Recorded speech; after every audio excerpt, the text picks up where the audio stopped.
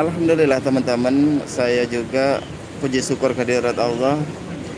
Walaupun dengan keterbatasan ilmu yang pertama, keterbatasan biaya, saya juga sudah membuka rumah tahfiz atau tempat ngaji gratis untuk anak-anak yatim duafa yang bertempat di Jakabaring, Kota Palembang, teman-teman.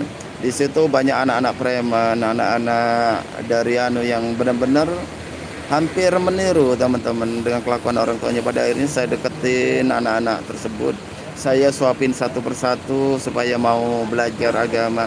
Pada akhirnya terbentuklah pengajian atau tempat ngaji gratis Al Barokah yang saya bentuk berserta rekan-rekan teman-teman.